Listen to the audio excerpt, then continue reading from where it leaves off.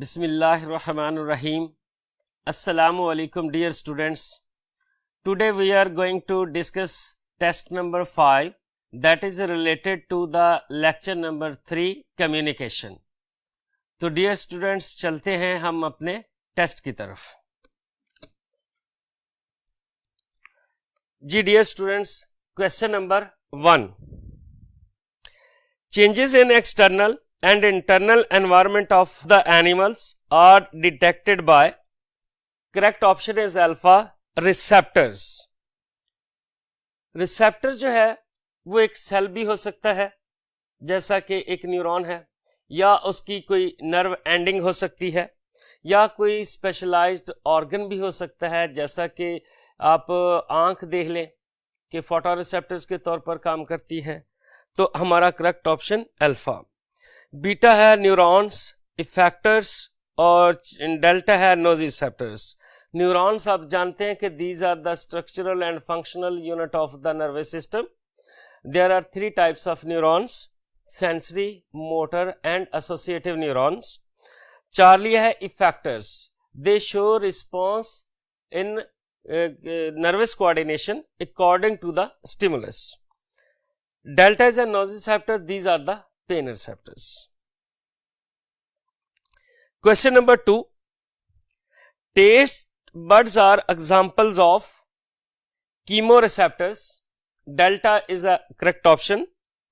Pressure receptors are also called mechanoreceptors. Beta thermoreceptors. Temperature sensitive जो है cold and heat receptors. Charlie है photoreceptors like rods, cones and eye. Question number 3 है the blank receptors are nearly 10 times less abundant than blank receptors. Correct option is heat and cold, beta. इसको मैं अगर blank को fill कर दूं इसी option से तो फिर ये स्टेटमेंट कैसे बनती है? The heat receptors are nearly 10 times less abundant than cold receptors. तो डियर स्टूडेंट्स, अगर आप देखें तो आप सोच रहे होंगे कि बीटा ऑप्शन कैसे आया है. ये जो की वर्ड है इसमें वो है लेस अबंडेंट. तो मोस्टली जो आपकी अगर आप देख रहे हो इसमें एक्सप्लेनेशन में तो क्या है कि pen receptors nearly 27 time more abundant है. इसी तरीके से कोल्ड रिसेप्टर्स जो होते हैं वो nearly 10 times more abundant than heat receptors. तो यहां क्वेश्चन में जो आपके लिए कीवर्ड है वो लेस अबंडेंट है. That's why the correct option is a beta. Question number 4. निरोग्लिया plays a vital role in the nutrition of neurons and their protection by myelin sheath. That is the correct option, alpha.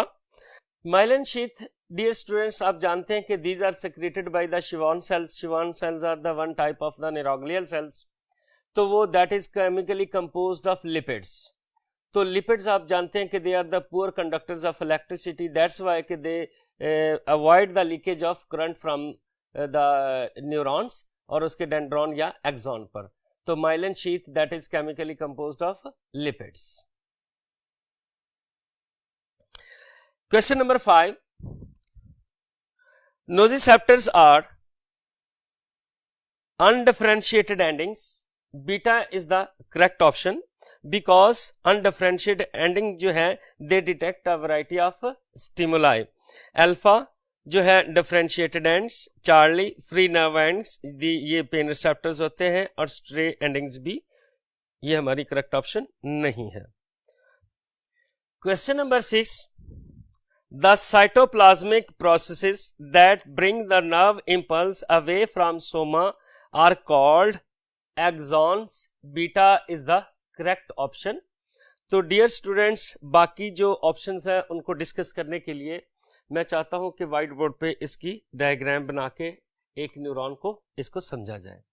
एक अगर typical neuron बनाए तो typical neuron की ये जो cell body होती है जिसके अंदर न्यूक्लियस और साइटोप्लाज्म, और इससे दूर जो नर्व इंपल्स लेकर जा रहा है ये मैं बना रहा हूं डायरेक्शन ऑफ नर्व इंपल्स. तो जो नर्व इम्पल्स है that carry away from soma, soma को कहते हैं cell body of neuron, cell body of neuron.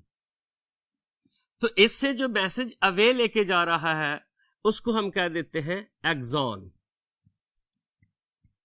तो ये हमारा करेक्ट ऑप्शन। इसी तरीके से अगर आप देखें तो इसकी वो साइटोप्लाज्मिक प्रोजेक्शंस जो नेटवर्क की शक्ल में हो और वो नर्व इम्पल्स कैरी करे किसकी तरफ, सेल बॉडी की तरफ, तो दीज आर कॉल्ड डेंड्राइट्स। और डेंड्राइट्स जो हैं वो समटाइम जो ट्री लाइक भी स्पाइनी लुक भी देती हैं। इसी तरीके से अगर हम डेंड्रॉन को देखें तो ये एक न्यूरॉन है और इसका ये जो सिंगल है डायमीटर इसका बड़ा होगा, ये उसकी सेल बॉडी और ये उसका एक्सॉन। ये साइटोप्लाज्मिक प्रोजेक्शन जिसका डायमीटर ज्यादा हो और वो नर्व इम्पल्स कैरी करता हो सेल बॉडी की तरफ, इसको मैं कहता हूं कि this is the soma of the neuron, यानी cell body of neuron. This is called dendron. और जो स्ट्रक्चर नर्व इम्पल्स कैरी करे away from soma that is called axon. अब यहां आप अगर देखें तो एक्सॉन और डेंड्रॉन जो है बस का ऐसा होता है कि कुछ ऐसे नर्व्स भी हैं, न्यूरॉन्स हैं जिनके डेंड्रॉन पर जो है वो शिवॉन सेल्स मौजूद है, शिवॉन सेल्स मौजूद है। These Schwann cells secrete myelin sheath, Schwann cells secrete myelin sheath. और ये माइलिन शीथ जो है वो लिपिड्स यानी फैटी होती है, लिपिड्स की बनी होती है, that is its colour is a white. तो myelin sheath as a insulator के तौर पर काम करती है। बहुत सारे ऐसे न्यूरॉन्स हैं जिनके जो डेंड्रॉन है या एक्सॉन है, एक्सॉन के ऊपर भी माइलिन वो शिवॉन सेल्स मौजूद होते हैं जो कि सिक्रीट करते हैं माइलिन शीथ। तो शिवॉन सेल्स माइलिन शीथ सिक्रीट करते हैं। तो सम टाइम ऐसा लगता है कि जो शिवॉन है वो भी डेंड्रॉन और एक्सॉन एक जैसे लगते हैं चूंकि दोनों ही माइलिनेटेड होते हैं। तो आई होप सो कि अल्फा जो है डेंड्राइट्स वो हमारा करेक्ट ऑप्शन नहीं है। जो चार्ली है तो वो तो structural and functional unit of nervous system है जिन्हें हम न्यूरॉन्स कहते हैं। 3 तरह के न्यूरॉन्स हैं, sensory neurons, associative neurons and motor neurons. और डेल्टा जो है वो डेंड्रॉन है, the structure that carry the nerve impulse toward the cell body. Question number 7, an impulse passing through myelinated neuron is called Charlie saltatory impulse. ये हमारा correct option है। Dear students, अगर हम सल्टेटरी इंपल्स को समझने के लिए डायग्राम की तरफ मूव करें तो उसको हम देखते हैं कि आप जानते हैं कि 2 जो शिवॉन सेल्स हैं उनके दरमियान में जो गैप होता है उसको हम कहते हैं नोड ऑफ रेनवियर। ये जो नोड है यहां पर जब नर्व इंपल्स पहुंचती है तो वो जंप करके आगे मूव करती है, फिर अगली नोड पर फिर वो जंप करती है। तो अगर आप देखें तो वो जंपिंग फॉर्म में नोड टू नोड जो है वो नर्व इंपल्स मूव कर रही होती है। बाकी जहां पर नोड नहीं है वो प्रोटेक्टेड एरिया है, माइलिनेटेड एरिया है, वहां पे शिवॉन सेल्स भी मौजूद है और माइलिन शीथ भी मौजूद है। तो वहां पे जो नर्व इंपल्स है वो स्पीड से चलेगी, जब नोड पे पहुंचेगी तो वहां पर जंप करके आगे की तरफ मूव करते रहेगी। यानी कि movement of nerve impulse from node to node jumping form में हो तो that is called saltatory impulse. क्योंकि जो माइलिन शीथ है उसका एडवांटेज ये है कि उसमें जो नर्व इंपल्स की स्पीड है वो तेज हो जाती है। तो नर्व इंपल्स की स्पीड को अगर आप देखें तो नॉर्मल स्पीड जो होती है वो 100 मीटर पर सेकेंड और मैक्सिमम जो है वो 120 मीटर पर सेकेंड होती है। Question number 8, glands and muscles receive directions via? Correct option is motor neurons delta. क्योंकि डियर स्टूडेंट्स जो ग्लैंड्स और मसल्स हैं these are considered as effectors, तो इफेक्टर्स के साथ जो अटैच होते हैं न्यूरॉन्स उनको हम कहते हैं मोटर न्यूरॉन्स। बाकी जो एसोसिएटिव न्यूरॉन्स अल्फा में हैं वो होते हैं ब्रेन और स्पाइनल कॉर्ड में। बीटा जो सेंसरी न्यूरॉन्स हैं they are present everywhere and specially peripheral nervous system. और रिले न्यूरॉन्स जो हैं इनको भी हम एसोसिएटिव या इंटर न्यूरॉन ही कहते हैं। Question number 9, part of brain involved in nervous as well as hormonal coordination is called. Definitely जवाब आपकी जहन में आ गया होगा, that is a hypothalamus. Delta is the correct options. अगर आप देखें तो नर्वस कोऑर्डिनेशन भी उनका काम है, बेसिक जो इमोशंस हैं वो सारा जो प्रिमिटिव ड्राइव्स और इमोशंस हैं उसका ताल्लुक भी हाइपोथैलेमस से है। फिर आप जानते हैं कि hypothalamus also act as a thermostat for the regulation of temperature और ऑस्मो रेगुलेशन के लिए भी है। फिर अगर आप देखें तो हाइपोथैलेमस जो है that secrete two hormones, one is called ADH anti diuretic hormone and second is called oxytocin. तो दैट्स वाई जो हाइपोथैलेमस है that involved in nervous as well as hormonal coordination. जो अल्फा है मेडुला उसका ताल्लुक जो है इनवॉलेंटरी एक्शन से है और हिप्पोकैम्पस का ताल्लुक जो है वो मेमोरी से, लर्निंग से है और सेरिब्रम का ताल्लुक जो है सेंसरी इंफॉर्मेशन से है, रीजनिंग और लर्निंग से है। तो further detail you can see in explanation. Question number 10, conscious activities performed immediately and involuntary are called reflex actions. Beta is the correct options. तो बाकी जो बायोरिदम्स हैं वो जो ऑटोमेटिक एक्टिविटीज है लिविंग ऑर्गेनिजम्स की वो है, और रिफ्लेक्स आर्क्स जो है वो that is the pathway of passage of reflex action, इसको भी कल हमने डिस्कस किया था। और इंस्टिंक्टिव एक्शन जो है वो बेसिक जिबिलतें हैं जो इंसान परफॉर्म करता है। तो correct option is a beta. Question number 11, pick up the correct path of a reflex action.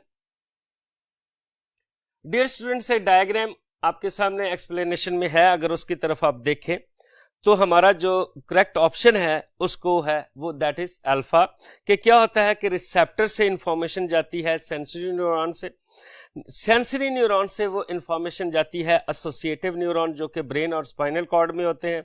Then वहां से प्रोसेस्ड फॉर्म में जो इंफॉर्मेशन होती है वो जाती है मोटर न्यूरॉन से और के जरिए, और motor neurons are attached with the effectors. तो करेक्ट ऑप्शन हमारा जो है alpha. Further detail is available in explanation. Question number 12, characteristic gait of a person is controlled by cerebellum. Beta is the correct option. Gait कहते हैं चाल को, walking को, movements को, तो उसका ताल्लुक जो है that is controlled by cerebellum. जो बीटा है that is correct option. Alpha medulla जो है इनवॉलेंटरी एक्शंस को कंट्रोल करता है, पॉन्स इंफॉर्मेशंस को फिल्टर करता है। इसी तरीके से थैलेमस जो है that is a relay centre between the limbic system as well as hypothalamus. Question number 13, while driving on a bumpy road, our brain is protected from the physical trauma by cerebrospinal fluid. Alpha is a correct options. cerebrospinal fluid चूंकि पूरे brain और spinal cord को भी protect करता है bumps और jolt से, shock absorber के तौर पर काम करता है, तो हमारा करेक्ट ऑप्शन जो है वो अल्फा है। बीटा क्या है? Cranium that protect the brain. Charlie है meninges, these are the protective layers around the brain and spinal cords, ये भी प्रोटेक्शन देती हैं। Pleural fluid, the fluid present in pleural membranes in the lungs, तो ये हमारी ऑप्शन नहीं है। Question number 14, the limbic system is located in an arc between the thalamus and cerebrum. This is the correct options. further detail is available in explanation. Question number 15. The electrical potential that exists across a cell membrane is known as membrane potential. तो dear students, कल भी हमने इसको neuron lecture के दौरान भी हमने इसको न्यूरॉन की जो आउटर साइड है और इनर साइड है दोनों के ऊपर चार्ज को देखा था. तो अगर मैं थोड़ी सी डायग्राम की मदद से आज इसको थोड़ा सा फिर भी डिस्कस कर ले तो उसको देखते हैं. ये एक डायग्राम मैं बना रहा हूँ. This is the diagram of neuron. Neuron का ये जो है this is called plasma membrane of neuron. Plasma membrane है ऑफ न्यूरॉन. तो अगर आप देखें प्लाज्मा मेम्ब्रेन की जो आमतौर पर एक्स्ट्रा सेलुलर फ्लूइड जो आउटसाइड होती है that is more positive than the inside and inside is a more negative. कल हमने कहा था कि this is the polar state और पोलर स्टेट है और उस वक्त न्यूरॉन एट रेस्ट है. No stimulus is applied. जब कोई स्टिमुलस नहीं है तो ये प्लाज्मा मेम्ब्रेन जो है एट रेस्ट है, तो इसलिए इसको हम कह देते हैं रेस्टिंग मेम्ब्रेन पोटेंशियल.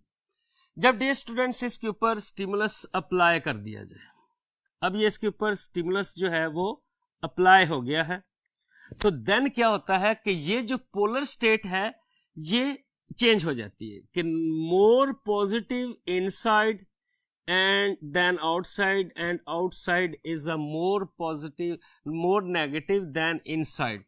Similarly ये जो depolarized state होगी ये आगे मूव करती रहेगी. ये पोलर स्टेट होगी तो ये हो जाएगी डीपोलर. तो डीपोलर जब हो जाएगी तो उस वक्त हम कहते हैं कि जो नर्व इम्पल्स है वो इनिशिएट हो गई है. फिर यही नर्व इम्पल्स इसी तरीके से ऐसे आगे मूव करती जाएगी.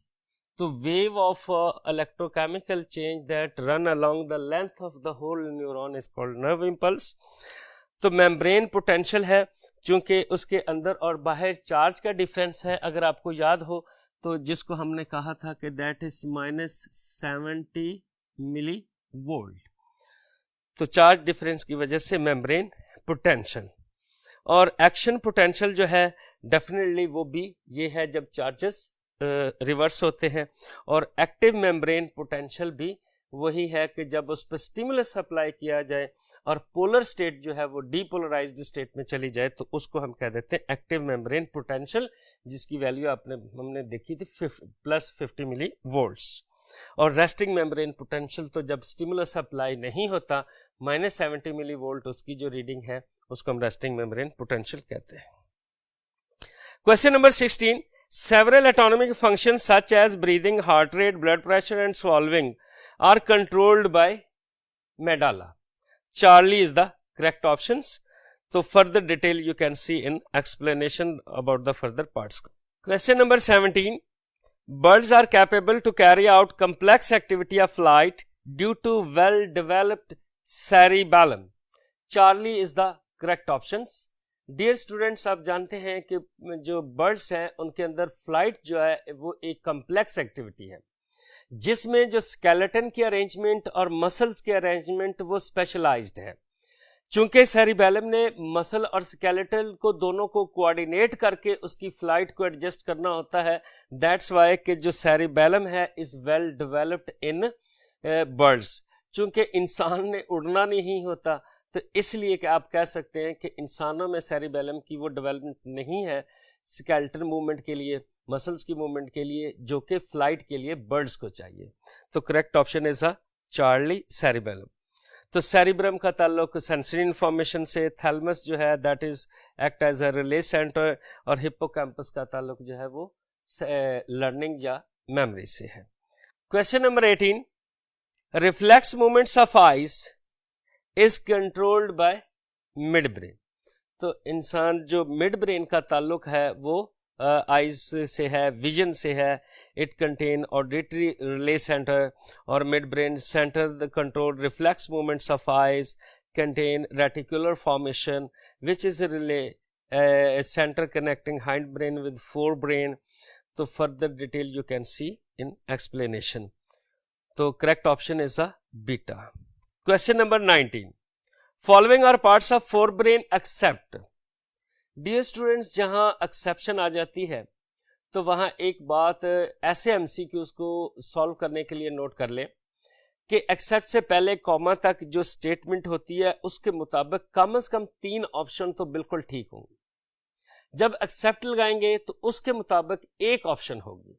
तो अगर मैं इस स्टेटमेंट को पढ़ूं कि following are the parts of forebrain, except पढ़े बगैर स्टेटमेंट पे यहां पे रुक जाऊं तो फिर चारों ऑप्शंस को देखूं तो मेरे पास जो अल्फा है थैलेमस करेक्ट ऑप्शन है, फोर ब्रेन का हिस्सा है. लिम्बिक सिस्टम ये भी फोर ब्रेन का हिस्सा है. सेरिब्रम ये भी फोर ब्रेन का हिस्सा है. जब मैं डेल्टा देखता हूं मेडाला जो कि हाइंड ब्रेन का हिस्सा है तो फिर मैं एक्सेप्ट की तरफ जाऊं तो फिर एक्सेप्ट हमारे पास क्या आ जाता है, करेक्ट ऑप्शन डेल्टा मेडाला. बाकी तीनों हिस्से जो है फोर ब्रेन का हिस्सा है. Question number 20. The right and left cerebral hemispheres connected by a large band of nerve fibers called corpus callosum. Beta is a correct options. Further detail you can see in explanation. Question number 21. The length of axon is always greater than that of a dendrite in. Correct option is a motor neurons. अगर motor neurons की arrangement देखें, आपकी book में एक diagram बनी हुई थी reflex action और रिफ्लेक्स आर्क की. तो स्पाइनल कॉर्ड के अंदर जो मोटर न्यूरॉन है उसके डेंड्राइट या डेंड्रॉन जो है वो स्पाइनल कॉर्ड के अंदर ही है और वहां पर उसकी सेल बॉडीज है. उस सेल बॉडी से जो एक्सॉन है वो अराइज होकर वापस मसल्स यानी इफेक्टर्स तक पहुंचता है. तो मोटर न्यूरॉन ही वो न्यूरॉन्स हैं जिनका एक्सॉन सबसे बड़ा होता है और that depends upon the type of animals. Even then के ह्यूमन की बात अगर ना करें तो दूसरे एनिमल्स में भी ऐसा है कि बहुत सारे ऐसे हैं जिनसे तकरीबन इसकी जो लेंथ है मोर देन 1 मीटर भी है. तो वो है motor neurons. Further detail you can see in explanation. Question number 22. Brain has many cavities called delta ventricles. That is the correct options. Meninges, these are the protective coverings around the brain. Canal, वो जो vertebral column के अंदर जहां पे spinal cord है. और इसी तरीके से जो है auricles, वो जो हार्ट के receivable होते हैं, दो पार्ट है, chambers and which receive the blood. So further detail is available in explanation. Question number 23. The exchange ratio of potassium and sodium ions across the cell membrane of a nerve cell during rest is respectively. The correct option is a beta. तो आप सोच रहे होंगे beta कैसे, आप तो delta की तरफ जा रहे थे. तो आप जरा देखिए कि जब हमने न्यूरॉन्स के अंदर पढ़ा था कि सोडियम और जो पोटाशियम पंप है, सोडियम और पोटाशियम पंप, वो 3 सोडियम बाहर निकालता था. इसको मैंने कहा था कि आपने ऐसे की बना ले, 3 sodium out and 2 potassium in ions, तो के 2 पोटाशियम अंदर जाते. अब जरा इसको बेटा, ये बात तो ठीक आपके जहन में आई, लेकिन अगर आप एमसीक्यू की लैंग्वेज को देखें तो उसके अंदर जो तरतीब है वो क्या है, पहले पोटाशियम है फिर उसके बाद सोडियम है, यानी पोटाशियम और फिर उसने सोडियम पूछा. तो रेशो क्या हो जाएगी, 2:3 रेशो. तो इसको आपने देखना. तो that's why beta is the correct options. Question number 24. In the language of coordination system glands acts as effectors. Effectors वो हैं which show the response according to the stimulus.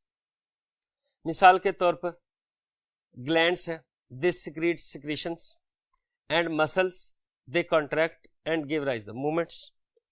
तो बाकी जो रिसेप्टर्स हैं वो एक ऐसी स्ट्रक्चर है जो माहौल के अंदर होने वाली तब्दीली को महसूस करती है. कंट्रोल सेंटर डेफिनेटली ब्रेन है और स्पाइनल कॉर्ड है, और सेंस ऑर्गन्स वो है जो बहुत सारे रिसेप्टर्स हैं, और मिसाल के तौर पर ये है तो उसको रिसेप्टर ऑर्गन भी कह देते हैं। Question number 25, hypothalamus have chemoreceptors, alpha is the correct options.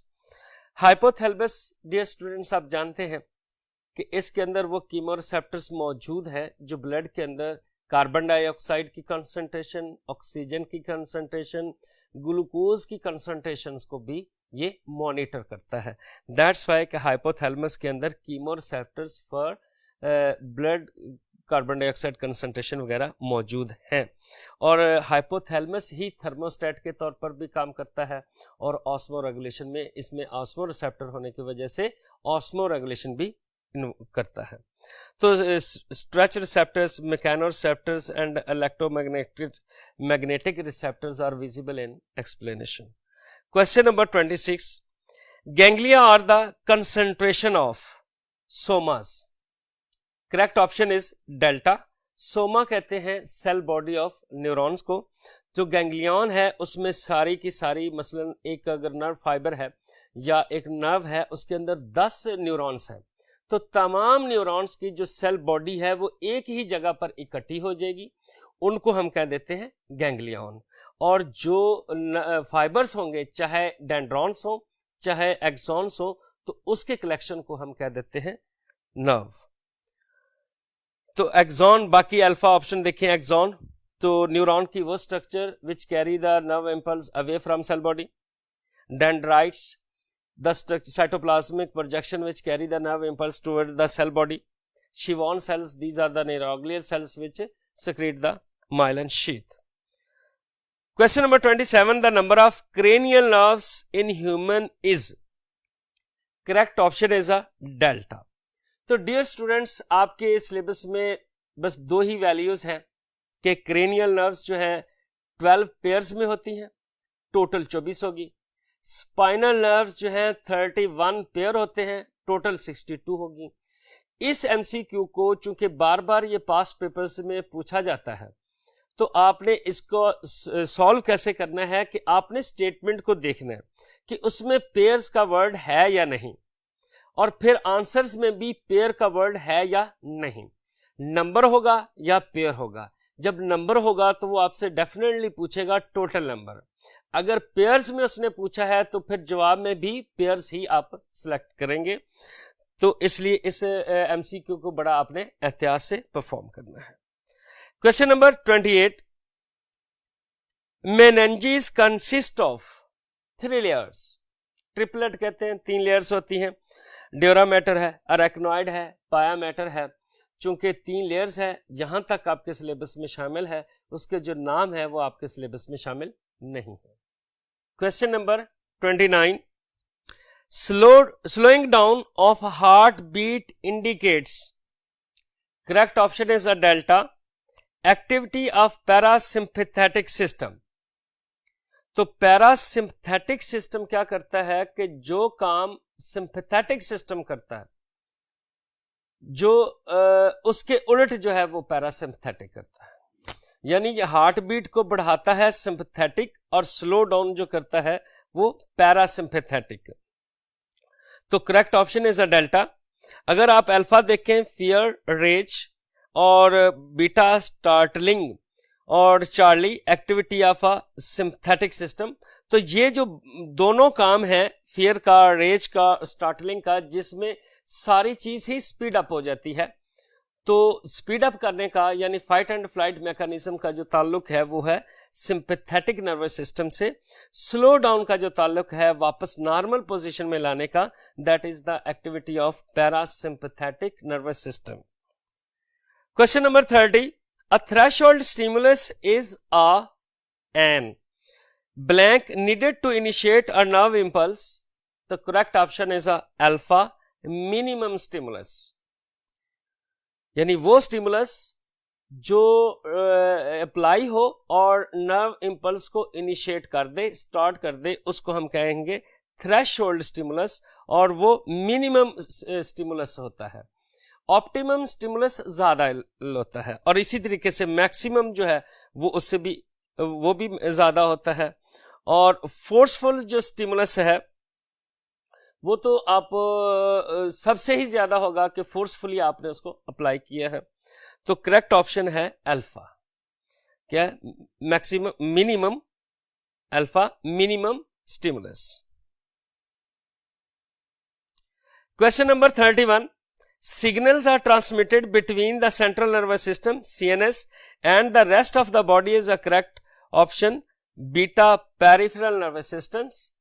और फर्दर डिटेल यू कैन सी, वो जो फ्लो चार्ट बना हुआ है उसके अंदर आप इसको देख सकते हैं। Question number 32, in the following diagram of action potential in a neuron X depicts alpha is a correct options depolarisations. जैसा कि स्टूडेंट्स हमने लेक्चर में डिस्कस किया था और आपको एक्सप्लेनेशन में एक डायग्राम नज़र आ रही होगी जिसमें 1 जो स्टेट होती है दैट इज़ अ पोलर और 2 को जो है वो एक्स की फॉर्म में पूछा गया है that is the depolarisation state. तो this is very important diagram about the nerve impulse और इसको अपने कंसीडर करना है। Question number 33, emotions are generated by Charlie is a correct option central nervous system. तो इमोशंस का ताल्लुक सेंट्रल नर्वस सिस्टम से है, सोमैटिक नर्वस सिस्टम इसी तरीके से स्केलेटल से ताल्लुक रखता है, पेरिफेरल नर्वस सिस्टम में वो जो रिफ्लेक्सेस हैं बॉडी के वो, और sympathetic nervous system fight and flight से। ये जो एक्सप्लेनेशन में फ्लो चार्ट आपको नजर आ रहा है इसमें भी इसकी सारी डिटेल है, इसको आप स्टडी कर सकते हैं। Question number 34, The membrane of a nerve cell is virtually impermeable to all ions except। अब फिर एक्सेप्शन वाला आ गया, तो इसको फिर हम उसी तरीके से ही सॉल्व करते हैं कि इसका सही ऑप्शन जो है वो डेल्टा है, पोटाशियम आयंस के membrane of nerve cell is virtually impermeable to all ions। All ions में कौन से हैं? नेगेटिव ऑर्गेनिक आयंस, बिल्कुल ठीक है, उसके लिए भी इम्परमिएबल है। पॉजिटिव ऑर्गेनिक आयंस उसके लिए भी इम्परमिएबल है। सोडियम आयंस उसके लिए भी इम्परमिएबल है। लेकिन ये बाय वर्चुअली परमिएबल किसके लिए है? पोटाशियम आयंस के लिए। तो ये जो एक्सेप्शन थी वो करेक्ट ऑप्शन जो है वो delta potassium ions. Question number 35, sexual arousal is controlled by alpha forebrain, और फोर ब्रेन में एक था लिम्बिक सिस्टम और लिम्बिक सिस्टम का एक पार्ट था अमेगडाला। तो अमेगडाला का ताल्लुक जो है वो इस तरीके से इनडायरेक्टली जो ऑप्शन है अल्फा फोर ब्रेन, क्योंकि अमेगडाला के बेस पर है तो सही ऑप्शन है अल्फा फोर ब्रेन। तो further detail you can see in explanation. Question number 36, skeletal muscles are controlled by somatic nervous system, alpha is the correct options. बाकी फर्दर डिटेल एक्सप्लेनेशन में जो फ्लो चार्ट है उसको देखें। कल भी बात हुई थी कि लेक्चर के दौरान कि जो फ्लो चार्ट है उसको आपने अच्छे तरीके से डियर स्टूडेंट्स मेमोराइज करना है, इसमें से बहुत सारे एमसीक्यूज सिलेक्ट होते हैं। Question number 37, the main neurotransmitter that lies outside the central nervous system is acetylcholine, delta is the correct option. बाकी डोपामीन, सेरोटोनिन और adrenaline these are present in central nervous system, inside the central nervous system, outside the central nervous system सिर्फ acetylcholine. Past papers का MCQ है। Question number 38, white matter of a spinal cord is made up of myelinated nerve fibres, alpha is a correct options, क्योंकि myelin sheath जो है वो lipids या fat material की बनी होती है that look like a white in colour. तो इसलिए जो वाइट मैटर है उसका, जो ग्रे मैटर है वो that is composed of cell bodies of neurons, और सेल बॉडीज के ऊपर माइलिन शीथ नहीं होती, that's why they look like grey in colour. तो बाकी ऑप्शन जो है वो इररेलेवेंट है। Question number 39, the site of communication between two nerve cell is called synapse, alpha is the correct options। और चूंकि इसमें की वर्ड है dear students between two nerve cells, यानी between the two neurons, sensory neuron to associative neurons, associative neurons to motor neurons, बाकी जो options हैं beta synapses, ये है pairing of homologous chromosomes during meiosis. Charlie जो है neuromuscular junction, इसमें क्या है कि एक्सॉन ऑफ मोटर न्यूरॉन और मसल्स, इनके दरमियान में ये जंक्शन है। तो इंटरस्टिशियल स्पेस जो है वो दो सेल्स के दरमियान में है, तो इसका करेक्ट ऑप्शन है alpha synapse. Question number 40, which one of the following is not true about hormones. Dear students, ये भी वो इस तरह के एमसीक्यूज हैं कि जिनके अंदर आपको दो हिस्सों में इसको सॉल्व करने की जरूरत होती है कि पहले आपने स्टेटमेंट पढ़नी है, उसके मुताबिक अगर उसने पूछा है कि नॉट ट्रू है तो डेफिनेटली 4 ऑप्शंस में से एक नॉट ट्रू होगी, 3 ट्रू होंगी। आपको लग रहा होगा कि ये ऑप्शन है, लेकिन वो तो है ही ट्रू, लेकिन उसने जो पूछा है, डिमांड है क्वेश्चन की, वो नॉट ट्रू की है। तो इसको अगर देखें क्वेश्चन नंबर 40 को, तो विच one of the following is not true about the hormone, तो हमारे पास करेक्ट ऑप्शन इस स्टेटमेंट के मुताबिक जो है that is alpha, they initiate new biochemical reactions. तो जो हार्मोन्स हैं वो नया बायोकेमिकल रिएक्शंस नहीं स्टार्ट करते, वो क्या करते हैं कि एक बायोकेमिकल रिएक्शंस को रेगुलेट करते हैं बाय स्टिमुलेटिंग और बाय इनहिबिशन, यानी रोकते हैं या उसको स्टार्ट करते हैं। तो बाकी 3 ऑप्शंस भी पढ़ते हैं। They regulate enzymatic and other chemical reactions, ये बात दुरुस्त है यानी ट्रू है। Question option Charlie, the stimulus they stimulate a function, ठीक है, ये स्टिमुलेशन भी इनका फंक्शन है। Delta, they may inhibit a function, ये फंक्शन को रोकते भी हैं, तो ये बात भी दुरुस्त है। 3 ऑप्शंस ट्रू है और अल्फा जो है वो नॉट ट्रू है। That is the correct option according to this statement. Question number 40। Question number 41, oxytocin is categorised in which chemical category of hormones? Polypeptides, Charlie is the correct options। तो dear students, explanation में आपको एक table नजर आ रहा होगा जिसमें hormones हैं और उनकी जो क्लास है और केमिकल कंपोजिशन नजर आ रही है। तो further detail you can see from explanation. Question number 42, islets of Langerhans are controlled by pituitary tropic hormones called STH and ACTH। Charlie is a correct options। STH और ACTH जो है इनका ताल्लुक क्या है कि ये वो पिट्यूटरी ट्रॉपिक हार्मोन्स हैं जो आइलेट्स ऑफ लैंगरहान यानी पैंक्रियाज के उन सेल्स पर एक्ट करते हैं और फिर वो अपने हार्मोन्स रिलीज करते हैं जिन्हें हम कहते हैं इंसुलिन और ग्लूकागॉन। तो बाकी रॉन्ग ऑप्शन है, Charlie is the correct options. Question number 43, 43 में insulin depresses glucose level in following ways except. अब फिर यहां एक्सेप्ट आ गया। मैं एक्सेप्ट से पहले ऑप्शन भी पढ़ता हूं, फिर हम देखते हैं हमारा करेक्ट ऑप्शन क्या है।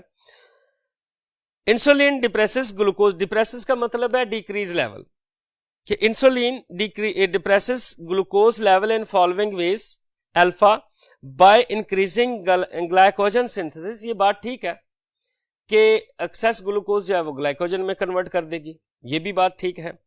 Beta, by increasing cell utilisation of glucose, यानी ग्लूकोज के मेटाबॉलिज्म को बढ़ा देगी, ये बात भी ठीक है। Charlie, by increasing starch synthesis, ये बात ठीक नहीं है। अभी हम इसको देखेंगे कि ये ठीक नहीं है, चौथी ऑप्शन पढ़ के फिर हम फैसला करते हैं। डेल्टा है by stimulating conversion of glucose into lipids and proteins, ये बात भी ठीक है।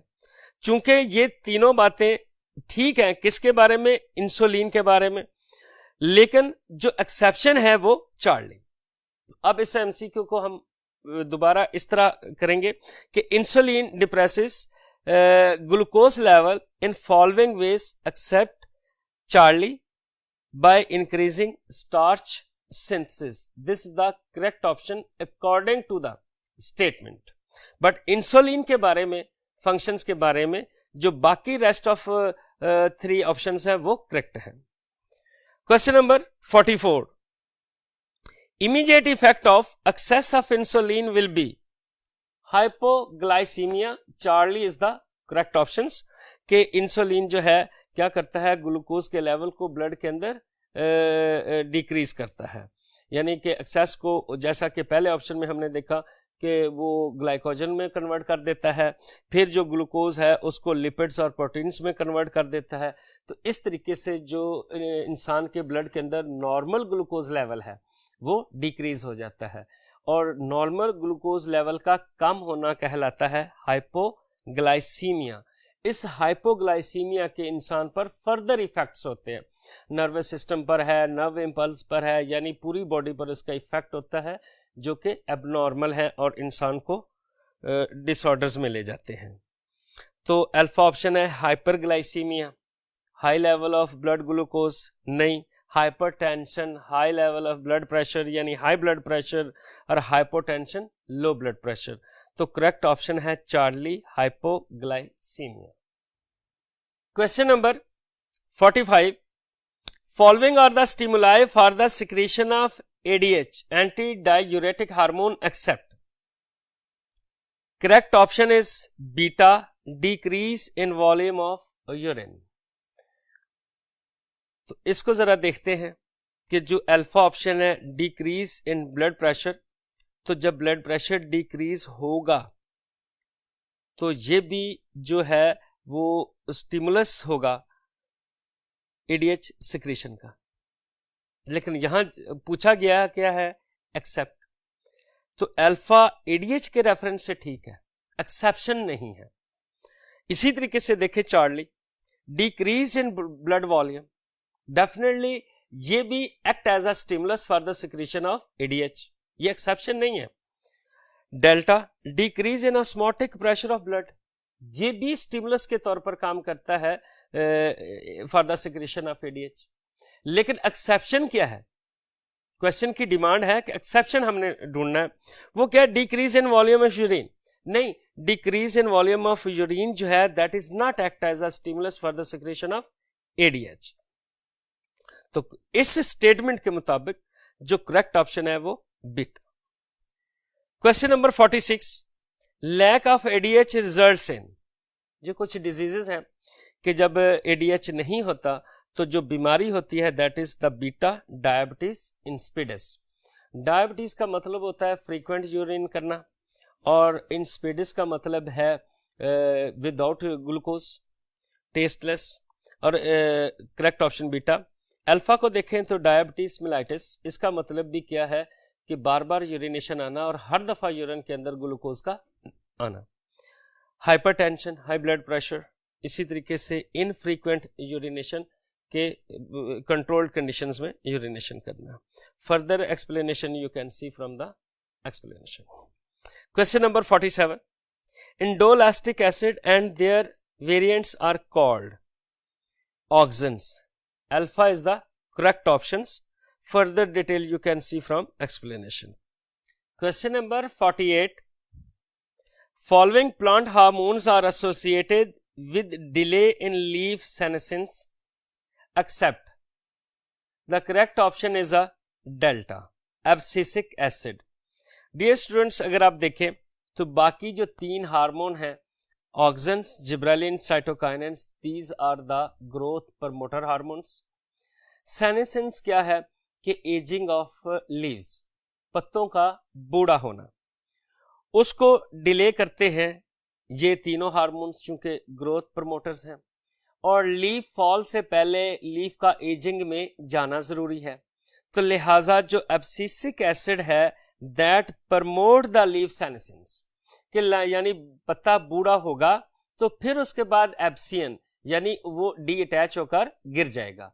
तो फॉलिंग में जो है एब्सिसिक एसिड का रोल है एब्सियन में, दैट्स वाई कि एब्सिसिक एसिड जो है वो डिले नहीं करता, प्रमोट करता है। तो इसलिए हमारा जो स्टेटमेंट के मुताबिक करेक्ट ऑप्शन है that is a delta. Question number 49, pick up synthetic auxin, NAA beta is the correct option.